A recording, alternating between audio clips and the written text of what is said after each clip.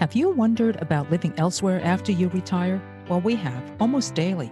As you know, it's not an overnight decision. Hi, this is Gil and Gene of Retire There, a podcast about places to consider living in during your retirement. We started this show for selfish reasons, because we will be retiring in the next few years, but we're not sure where. Then a light bulb went off in Gene's head.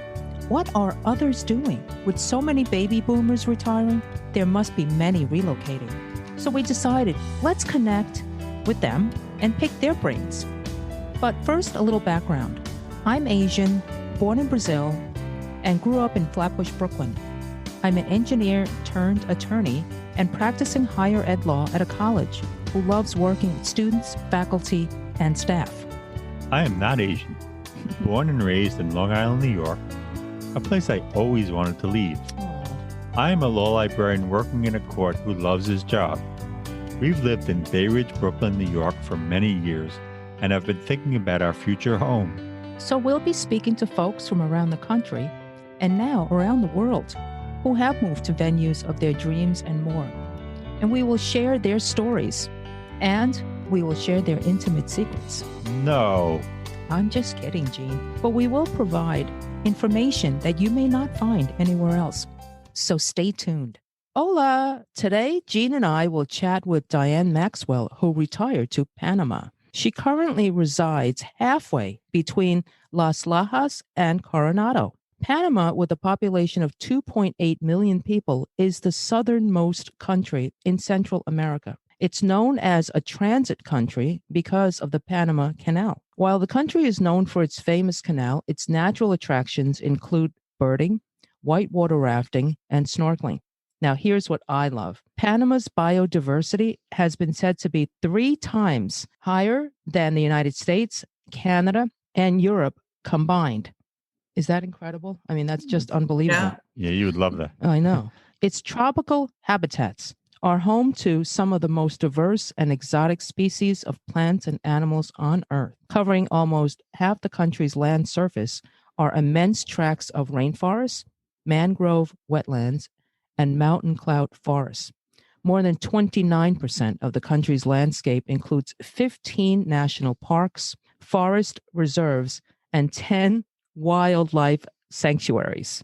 Oh my goodness. Diane was born in Long Beach, California, and lived in Southern California for 24 years. She graduated with a Bachelor of Science in Nursing from the University of New York Regents College, which is now Excelsior College. She worked in hospitals for 30 years, mostly emergency room work. Thank you for that, Diane. Yes. Diane raised 3 children in Minnesota for 18 years. Then she moved to north of Houston, Texas for another 14 years before moving to Panama. Currently retired, Diane's interests include gardening, writing, and word puzzles. She recently completed a memoir about her 9 years in Panama. It's called An Expat Struggle, Making a Home in Panama. And quite a struggle it was. You really have to read this book. In Panama, Diane was able to use her nursing skills volunteering with Panama Hospice and Respite Foundation, which morphed into a community aid group. Also, there are lots of animal opportunities with spay and neuter clinics. She has opted to pet sit for those going on vacation, which is a big demand. Welcome, Diane. We are so happy to have you on Retire There with Gil and Gene. Thank you, Gene and Gillen. I'm happy to be here. I you for having me.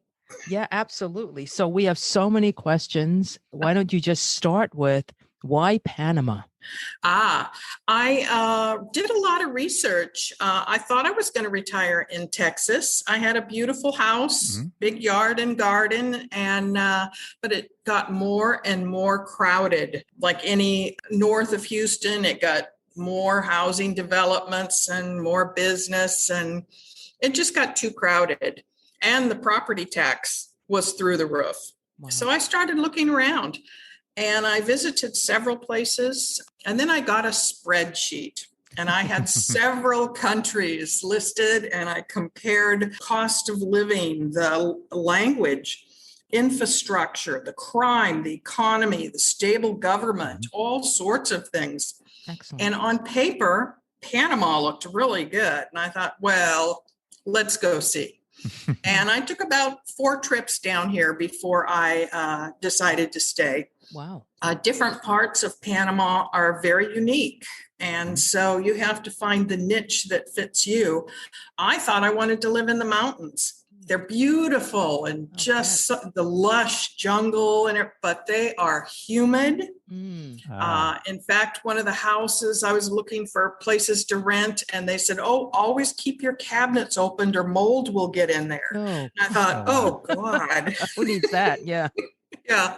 And then it was so isolated. Every town is down on the Inter-American Highway, and all the mountains are a good 30-minute drive away. So I thought anytime I needed anything, I'd have to go down the mountain, and all the social activities are down the mountain.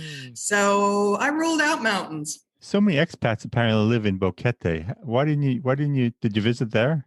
Yes, I did. And it is beautiful. It's cooler. It's quite cooler because it is a higher elevation. I really liked the beaches area. The people, it was the people that changed my mind. I went several times. I remember one time it was Thanksgiving and they were having a potluck.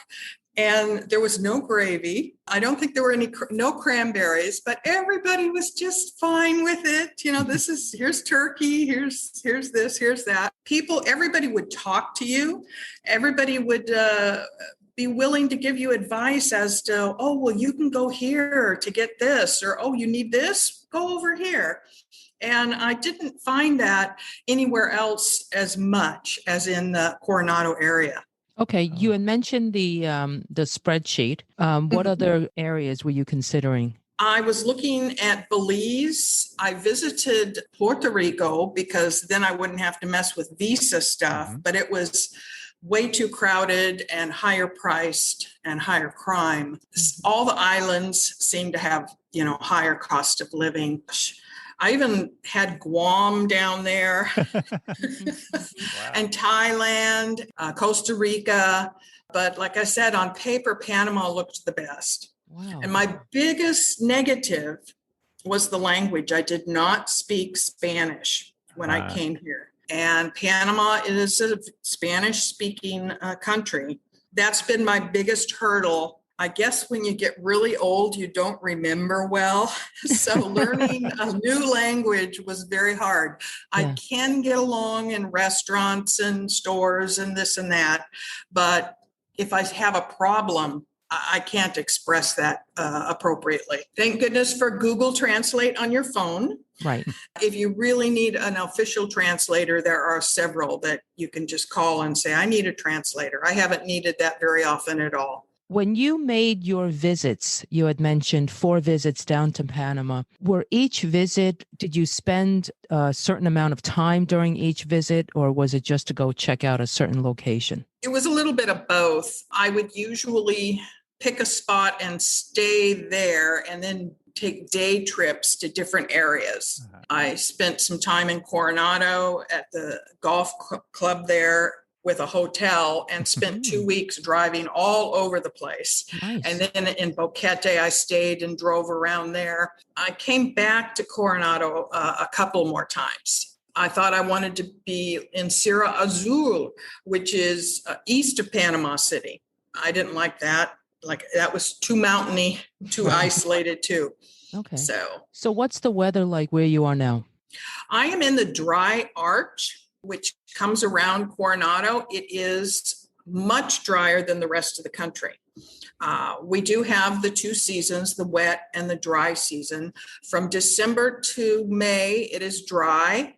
It probably won't rain at all. And in May, you get the rains. And it reminds me of a National Geographic special where everybody goes out and goes, oh, it's raining. I'll bet. Yeah, but then it rains and it will tropical rain every day, just about. And people say, oh, it rains too much. It doesn't hamper us at all. We know it's going to rain. It might rain for 10 minutes or it might rain for 2 hours. And the rain is not cold. In fact, I enjoy the rainy season better. It's a little cooler. The dry season is very windy. So it's hot, sunny, and windy from December to May. And from May to December, it's rain's a little cooler. Everything's lush and green. Nice. I think I like that. Yeah, Yeah. I love that too. You mentioned in your book that after the rainy season, all the bugs come out. That's the more problematic, and lots of bugs. Yes. When I first moved here, I was in sort of a jungle setting, and I really got inundated with bugs horridly there. Since I've come down here, and a lot of places, I use an exterminator every 3 months, and I don't have problems with bugs. They just come out and they spray around the house and stuff. I don't even have any off bug repellent here. I just go outside and enjoy it. And Oh, wow. there's things you can do to mitigate those bugs. But How do you prevent it? Are all your windows screened? I assume you don't leave your windows otherwise. I do have a screened in patio and windows. Yes. A lot of people do not, especially if you're in a high rise, because they say there's like a bug line where like above the 4th or 5th floor, you're not going to get bugs. And they don't even put screens on them. That's really good to know that they don't fly that high. But yet I forgot to ask you, you had mentioned the 2 seasons. What's the average temperature year round? The temperature is always the same. People can't get used to that. Okay. Every single day, it's probably 85 degrees. Wow. At least 85 is the average. Okay. It doesn't vary very much at all. It drops to 70. Oh, okay. 70 to 85. It's very humid. It is humid. You do have that. So it's cooler at night, I assume, the 70s or the night. 70s are the night. And I never use my air conditioning at night. I always have just the windows open because it's 70 degrees. It's nice breeze. It's beautiful. Right. But the humidity and the 85 must be a little uncomfortable, right? Do you use the AC then? I do. In fact, I have it on right now. I use it in the heat of the day. And it took me about 3 months to get acclimated. When I first came here, I was sweating, and I look around and I go, well, these people aren't sweating. What's with them? And after about 3 months, I quit sweating, just doing general activities. I got used to it, I guess. I was acclimated then to it. I could go out. Most of the restaurants are open air. Oh. So you're sitting out eating and stuff, and I'm fine. I don't start sweating. And oh, wow. Maybe the body does change. Oh, that's so interesting. Yeah. I mean, hearing about those bugs just, we have ants and I cannot stand them. They just drive me literally up the wall. Oh, so you can't take them. In fact, I had about 35 plants that recently had a little ant infestation. I wound up, I said, this is just too stressful, especially during COVID. And I got rid of all of them. And I had become quite the plant person, but I'm happier now. So. Okay. Yes. Now, where I first lived, there were a lot of leaf cutter ants. And those are interesting to watch because they will take out a bush overnight. Wow. You just walk outside and all the leaves are gone, but they never kill it. Then they move, they all hide during the day. And then you can see them carrying their bits of leaves back to the nest, back to the hole in the ground. So these leaf cutter ants, how large are they? They're probably about 3/4 of an inch long. They're pretty big. They're big ants, yeah. They're big ants, yes. So creepy. But they're all along their little trail. You can just stand there and watch them. They aren't going to bother you. Okay. All right. Let's move on. Diane, you seem to really love Panama now, and you love where you live. But can you tell us the story, a little bit of the story that's in your book about? Yeah, I had a lot of troubles, more than the average person. Things didn't work out. I bought pre-construction. If you get on any of the sites, everybody will advise you not to buy pre-construction. I lost everything with my first house, and it's not that unusual. And after writing the book, I had several people contact me and say, the same thing happened to me. The same thing happened to me. If you can't see it, don't buy it, is my advice. Wow. So this is when you first got there and you were looking for housing and you just... Yeah, I bought, there was a little area a realtor took me to, and I said, I really like this.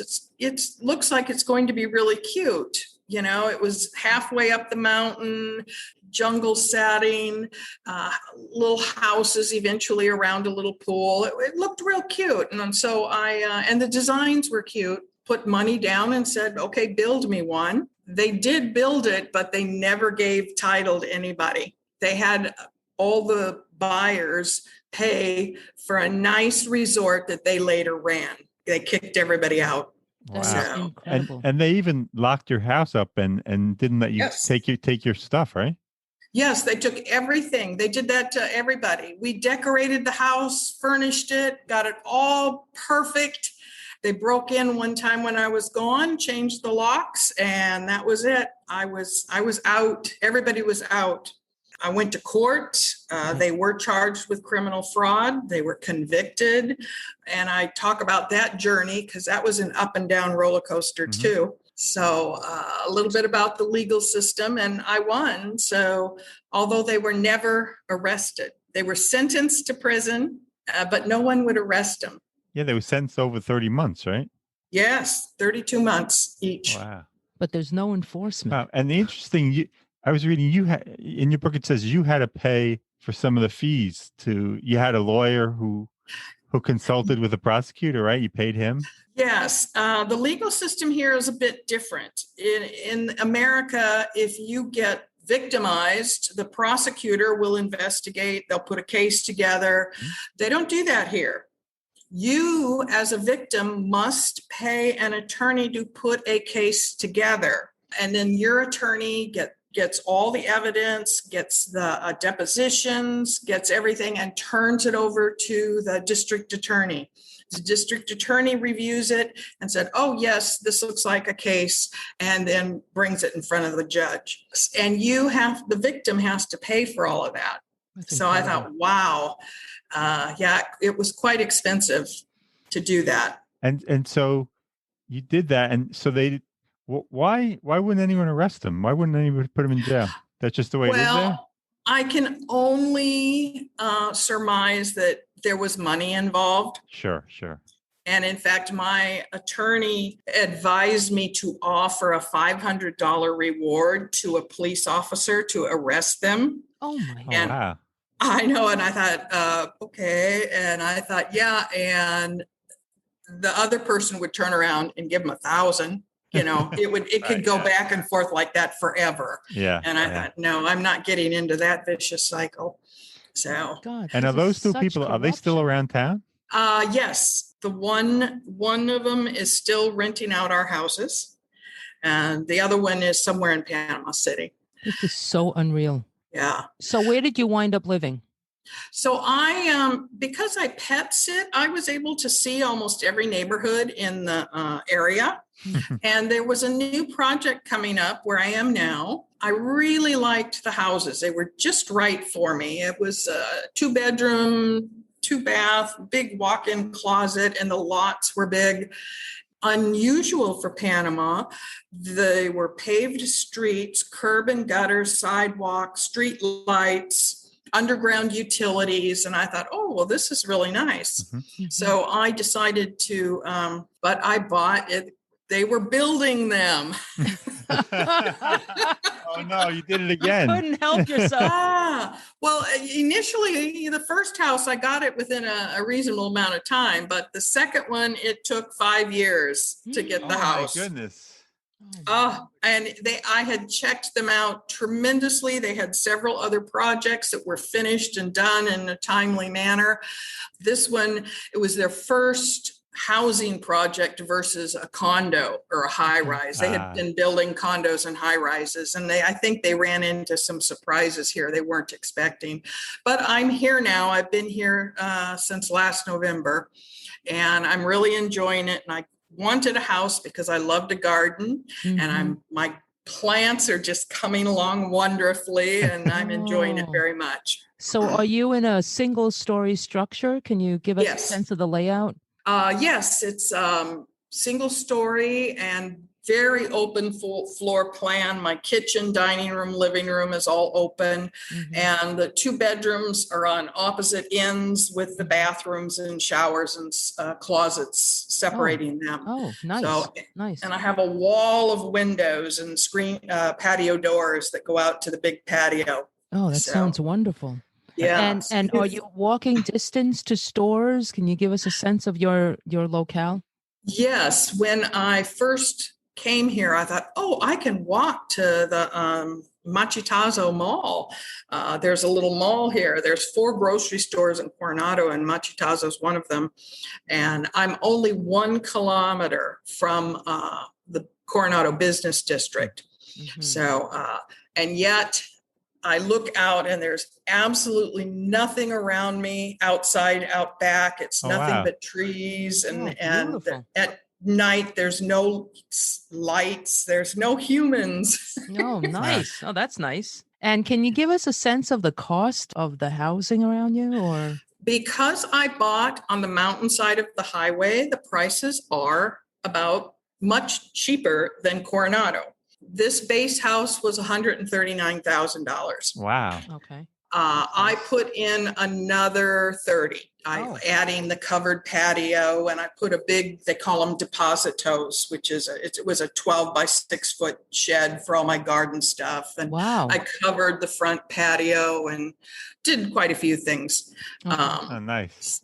Yeah. And was buying appliances and things like that, is that a chore or is that easy? Like, is it going to Home Depot and just selecting? Yeah, it's very easy. There are several big appliance stores and electronic stores. I think I got mine at Multiplaza, one of the big malls. There's malls in Panama City, and there's everything here now too. So, and are the prices cheaper for these items compared to the U.S.? Some are, some are not. So I think overall, especially in Coronado, it's about the same as living in Texas. Wow. Because Coronado is an expat town, especially the grocery prices are higher. Wow. I can go 30 minutes down the road and the prices are a good 20% cheaper. Interesting. But the expats do drive up the costs of things. And the community you live in, does it have a pool or a gym or anything like that? Yes, it has a big pool, a covered clubhouse, kitchen, showers and all that. It was supposed to have a park and other things, but they never put that in. So I'm happy with the pool and clubhouse. The pool's great. Yeah. Yeah. So can you talk about the cost of living overall? For me, it's much cheaper. A lot of people come here and they want the same thing they got in the States. Well, there are stores that provide that, but you pay for that. So I don't need to have the same brands I had in the States. I'm happy to buy locally. So I can live much cheaper. My grocery bill is usually $200 a month. Nice. Oh, that's good. Yeah. And I have it delivered. It's nice. The local, like I talked about Machitazo, they only charge $3. They do all your grocery shopping and deliver it. Wow. That's wonderful. Great. Yeah. So I like that. Clothing is usually cheaper if you can find your size. I'm a little bit big, so it's hard to find. I'm a tall also, and most Panamanians are short. And smaller. So it's hard to find my size. Okay. So does Amazon deliver to you? Yes. Yes. You can order from Amazon. There are several mail services that they use US shipping addresses out of Florida. So if I order something, I give them the shipping address in Florida, Amazon or whomever ships to Florida, and Florida ships it to Panama, and then it goes to the outlets here. And is there a large fee associated with that? One of them charges monthly. I use one that only charges for what you get, and it's like, I think it's like $3.50 a pound. Yeah, it's not bad at all. I did want to go back earlier. You said places were walkable. Do you need a car? I would say in Coronado, you do. I have been without a car for the last year. My car died last year. And during COVID, it wasn't too bad. You know, you didn't go very many places. And I had not moved in here yet, and I was staying at a big high rise. It was no problem getting a taxi. But after I moved into here, trying to get a taxi to come to my address, it was harder to get taxis. And so I'm getting a car in 2 weeks, in fact. Oh, wow. Congratulations. Thank you. Yes. And And what- because Mhm. yeah, just to go to the grocery store and all the different places.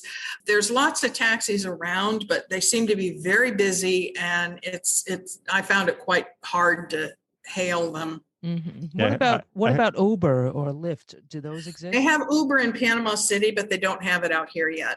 Got it. And hope you don't get another Jeep. In the No. book, you said you'd gotten a Jeep and you couldn't get the parts to fix it, right? Right. I learned right away after that one, you only buy a car that they sell here, and there are dealers here. I'm getting a Hyundai. They have those here. There's about 3 or 4 brands that they have here.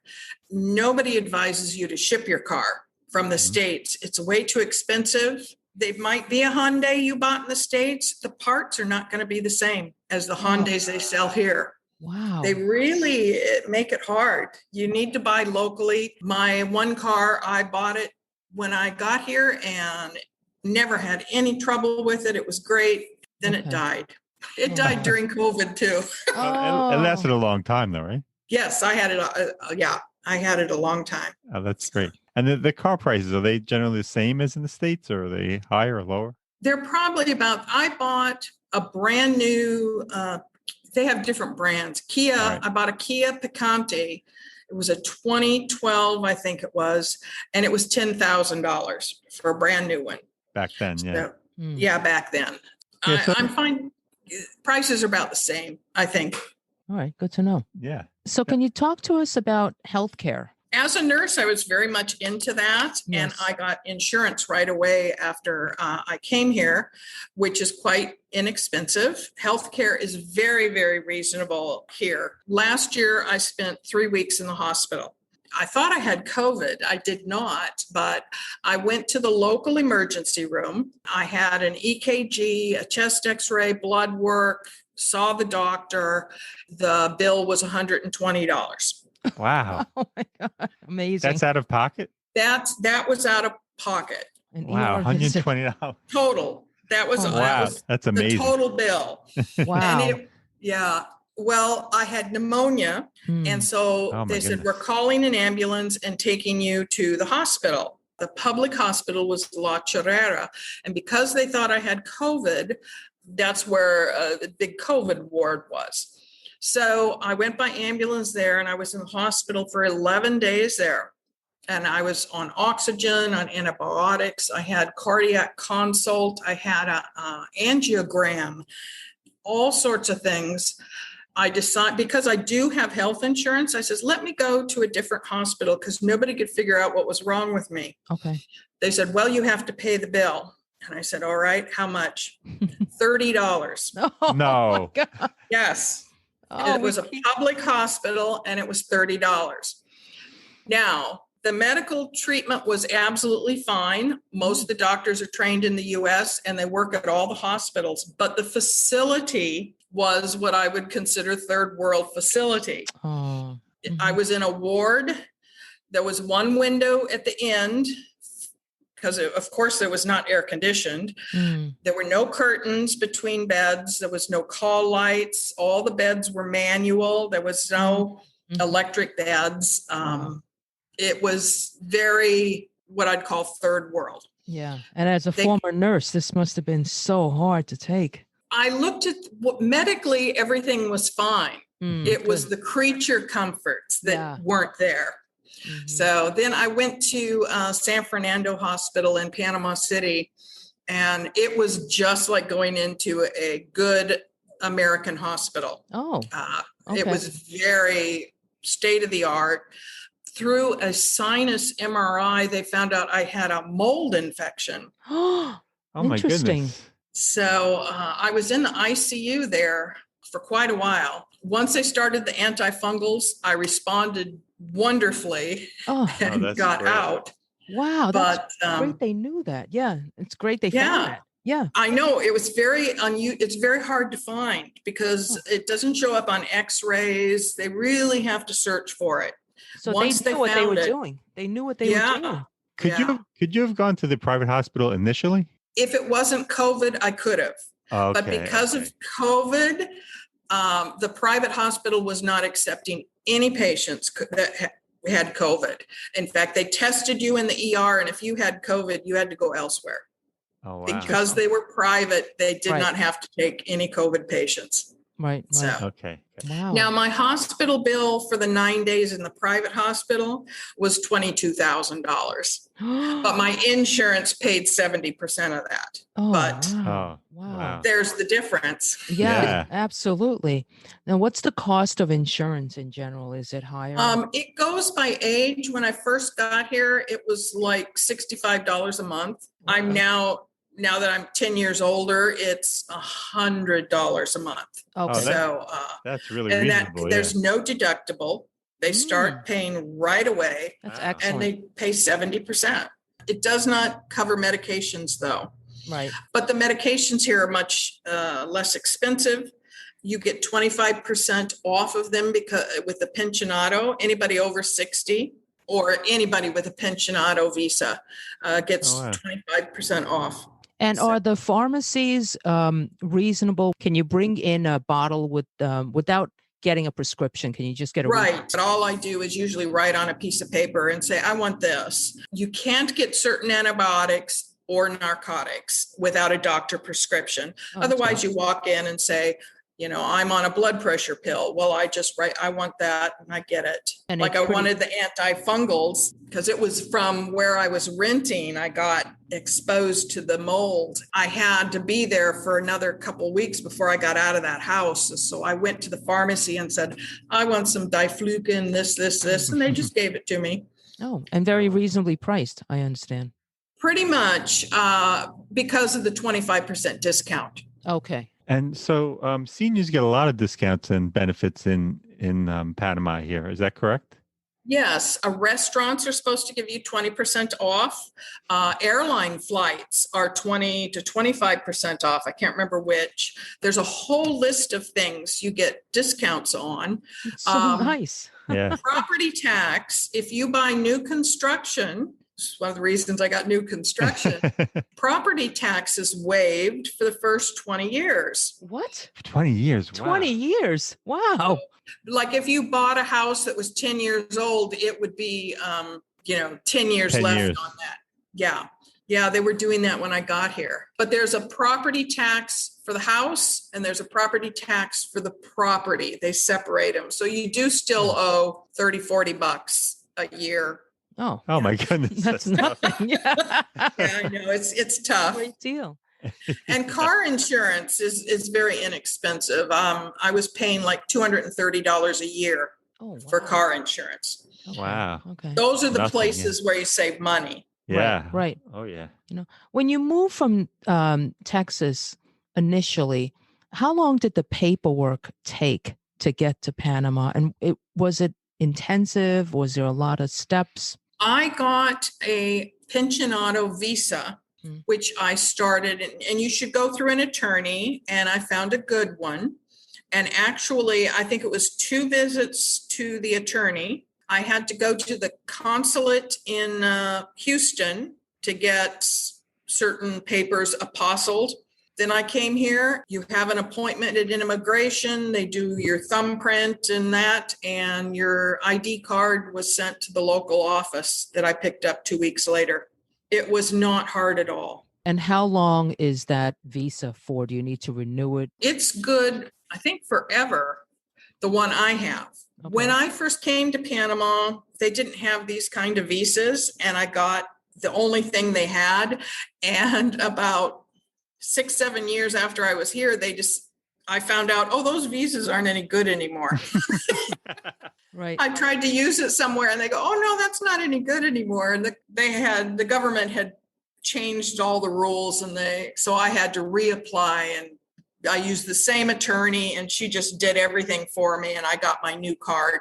Okay. So, and it looks like a credit card actually. Wow. So you use that a lot, I assume, as a form of ID.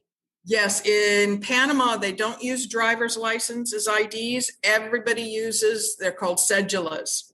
Everybody has these cards, and it has your picture on it, your signature, and that is your ID card. Okay. All legal documents have that cedula number on it. Okay. And I know there are a lot of expats down there. Do you have a lot of friends who are expats?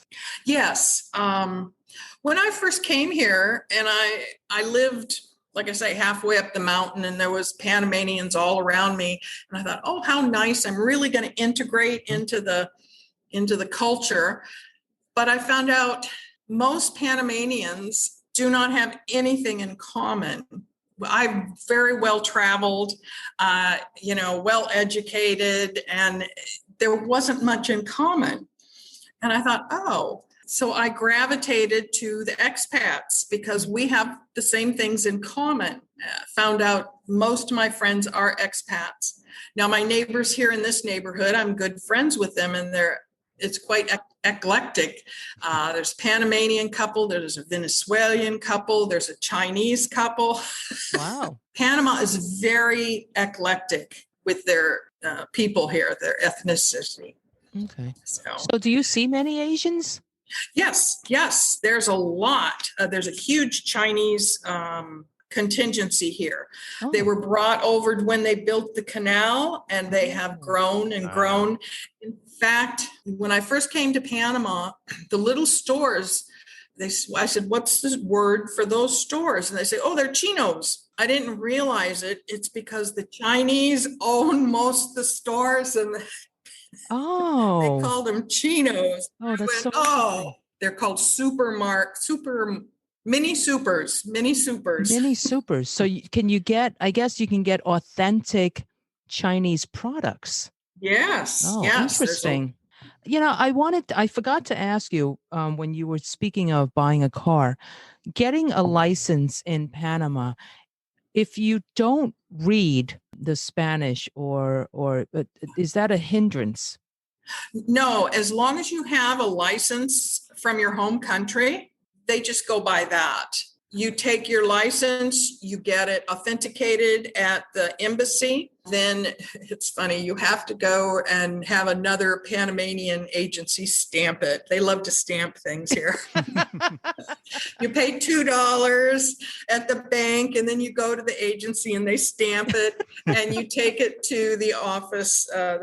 It's called Seriton here, and the driver's license office. And they do the eye test, the hearing test, and they issue you a license. So there's no written, they're like, the signs must be different. I can understand the stop sign, but what about, No, most of them are pretty clear. A lot of them have pictures slow ahead, all the speed limits. Mm-hmm. They don't use very many signs here for things. That's one thing. Street signs are almost non-existent.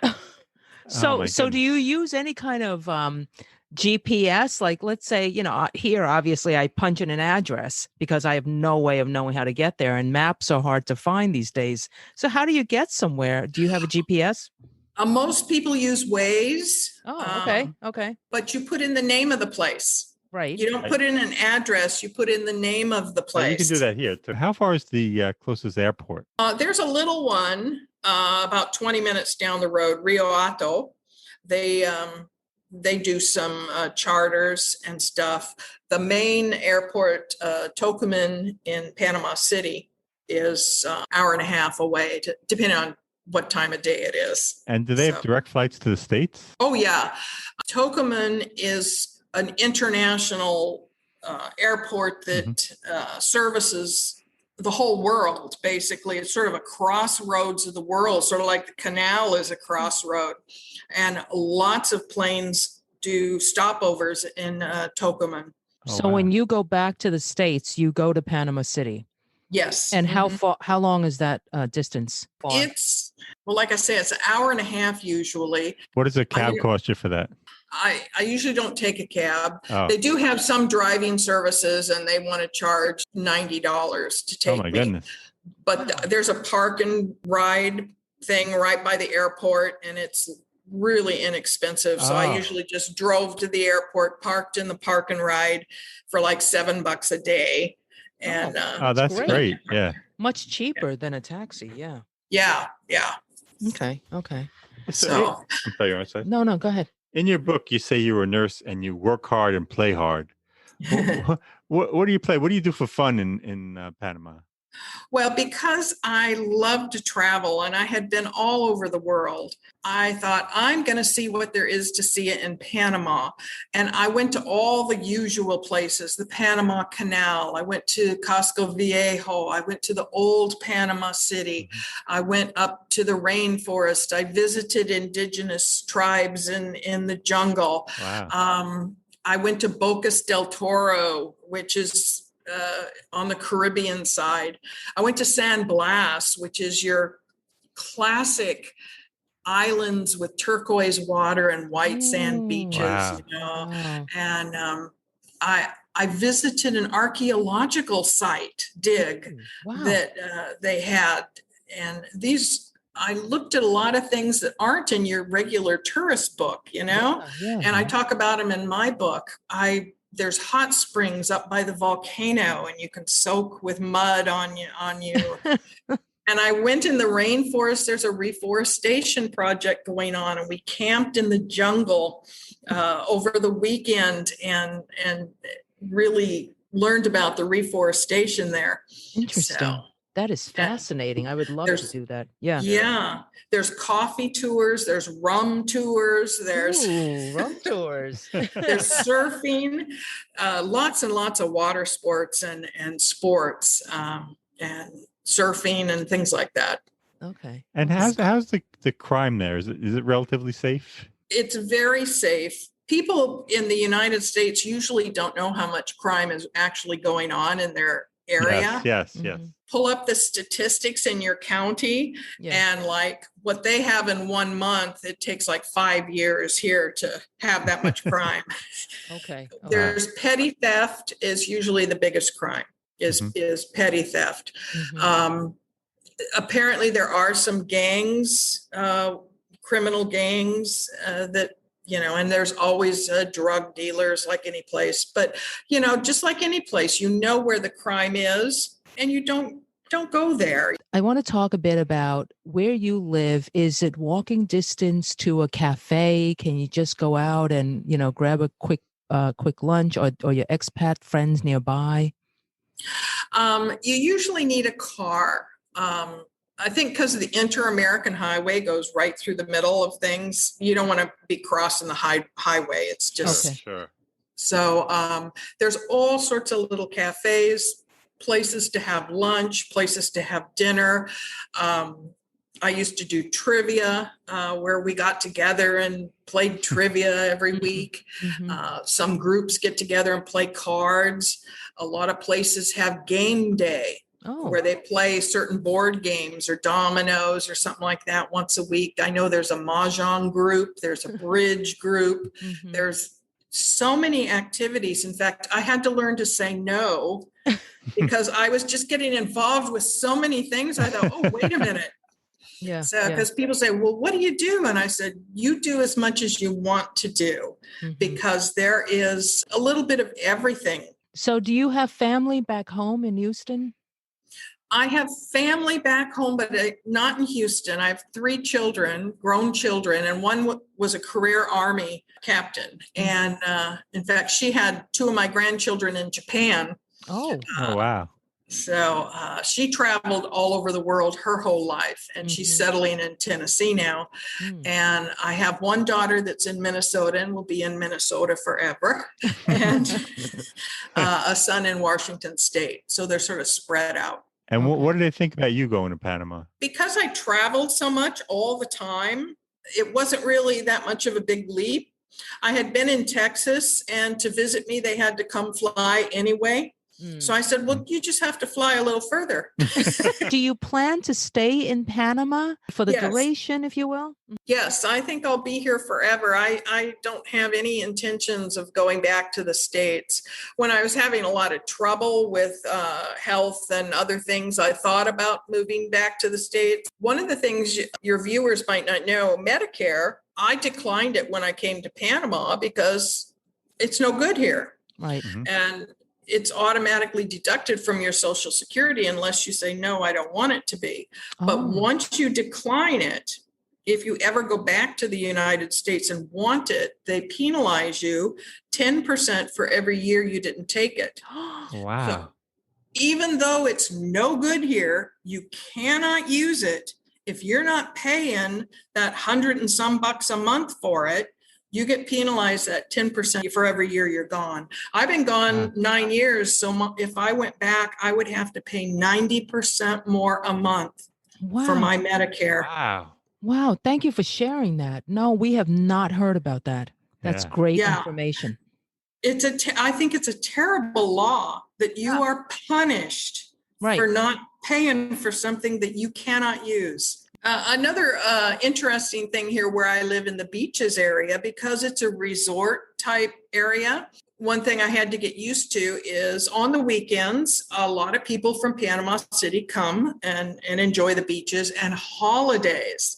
Us locals don't go anywhere for the holidays. People found that, they said, you don't go anywhere, you stay in? And we said, yes, the traffic, it's horrible. We have all week to enjoy it to ourselves. Why fight the traffic? Anytime you live in a resort area, you have to consider the visitors for the weekends and holidays. Okay. And plus you get your food deliveries, so you can stay in, right? And yeah, no problem. Mm-hmm, Mhm. mm-hmm. Got it. And I have to tell you, from reading your book, An Expat Struggle, Making a Home in Panama, you're a tough woman. Do you have any advice for any of our listeners? Well, keep your eyes open. Be patient. Be patient. Everything takes longer here. It took me a while to learn a lot of the different customs, which I do have a whole chapter on cultural differences. Mm-hmm. Doing business is different. And if you go with someone who can explain all these differences, it will really help versus sitting there wide-eyed like a fawn going, oh. Yeah. Well, I think we've covered everything that we had wanted to and more. Okay. It's so nice to meet you, Diane. Yeah, you're nice great. to Thank meet you. you. And good luck on you picking a place to retire. Yes, thank you. Thank you. Okay. All right. Yes, that's a wrap then. Take Thank care. you so much. Okay. You Bye-bye. too. Bye-bye. Bye-bye. We hope you've enjoyed this episode. If you know someone who's relocated for retirement and wishes to share their story with us, please reach out to us. We'd love to hear from you. Our email address is gg@retirethere.com. Our website is retirethere.com, and you may follow us on Twitter @retirethere_. Now, if you've liked our show, please subscribe and rate it in Apple Podcasts. In the meantime, be well.